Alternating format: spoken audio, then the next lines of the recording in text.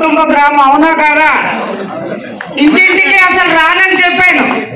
మీరంటే అంత అభిమానం, నమ్మకం ఎందుచేత అంటే యువకుడు ఈ కష్టకాలంలో పార్టీలు కూడా పక్కన పెట్టి గ్రామాల్లో మీకు పనిచేసే వ్యక్తి ఎవరు అంటే సర్పంచ్ గా నవీన్ బాబుని గెలిపించుకున్నారు, అవునా కాదా?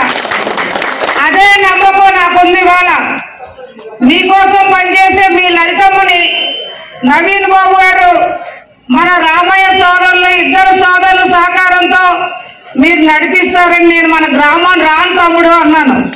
లేదమ్మా, మన వాళ్ళకి ఒక్క పావు గంట, ఒక గంట నాకు కేటాయించండి, నేను చెప్తాను, బాధ్యత పడతాను. మా వాళ్ళంతా తెలుగుదేశం, చంద్రబాబు మీరంటే అయినా ఒక్కసారి కనబడి అడుగు పెట్టాలండి అని కోరిక మేరకు మాత్రమే ఇవాళ చింతలపాలెం వచ్చాను తప్పితే మీరందరూ అంటే ఒక నమ్మకం.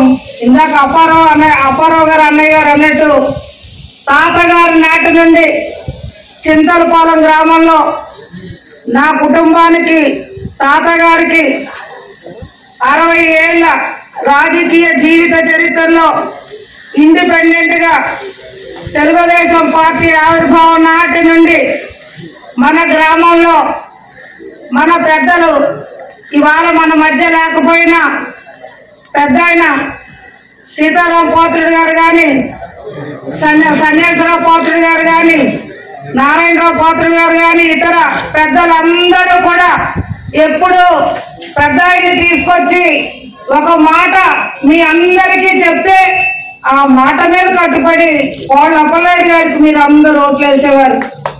గోవింద్ పోతుడు గారు, ఆ పెద్దవాళ్ళందరూ మాట ఇలా అందరూ మేము చెప్తున్నాం, అందరం కలిసిమెలిసి వెళ్ళిపోతాం అంటే ఆ విధంగా వెళ్ళారు. అలాగే యువకులు కూడా ఇవాళ అందరూ కలిసినట్టుగా నవీన్ బాబు గారిని గ్రామం అంతా ఒక మాట మీద ఉంది, మీ అందరూ గెలిపించుకున్నారు.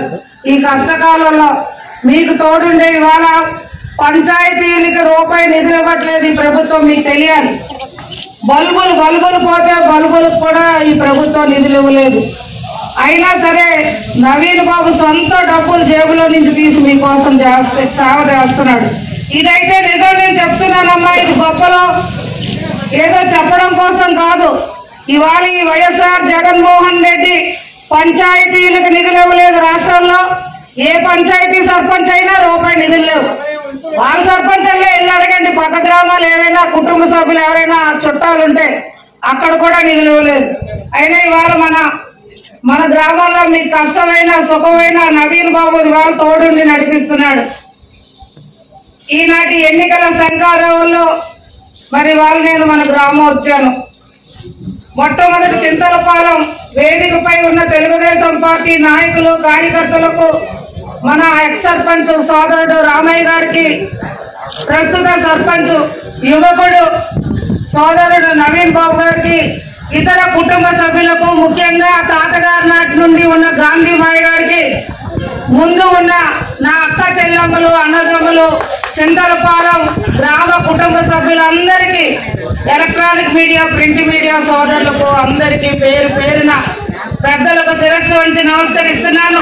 చిన్నవాళ్ళని తల్లిగా ఆశీర్వదిస్తున్నాను. ఇవాళ రాష్ట్రం మనం ఏమయ్యాం, ఈ 5 ఏళ్ళు ఏం కోల్పోయాం. ఈ జగన్మోహన్ రెడ్డి అభ్యర్థి తెలుగుదేశం, జనసేన, బీజేపీ కలిపి నిర్ణయించిన అభ్యర్థి మన శ్రీ మాజీ ఎమ్మెల్యే పోల రవికుమార్ గారికి మన గ్రామం తరఫున హృదయపూర్వక ధన్యవాదాలు తెలుపుకుంటున్నాం. అలాగే మనందరూ కూడా ఈసారి అత్యధిక మెజార్టీతో మన రవికుమార్ గారిని గెలిపించాలని మీ అందరికీ మరి చెప్తున్నానమ్మా. చంద్రపాలెం అంటే తెలుగుదేశం అంటే చంద్రపాలెం అందరూ చేయాలి. అలాగే ఇక్కడ భర్త గారు కూడా ఎంపీగా ఉన్నారు, ఆయన కూడా మనం ఓటేయాలి సైకిల్ గుర్తు మీద. ఆయన కూడా మంచి మెజార్టీతో మనం గెలిపించాలి. మన మూర్తి గారు మనవడు కావాలని అందరికీ తెలుసుకుంటాం. వ్యాపారం మీది, ప్రచారం మాది. మీ యొక్క వ్యాపారంను శుభాకాంక్షలు తెలియజేయాలనుకుంటే వెంటనే ఈ క్రింది నంబర్కి సంప్రదించి FTP న్యూస్లో యాడ్స్ పొందండి. మరిన్ని ఇంట్రెస్టింగ్ వార్తల కోసం లైక్ చేయండి, సబ్స్క్రైబ్ చేయండి, పక్కనున్న బెల్ ఐకాన్ క్లిక్ చేయండి.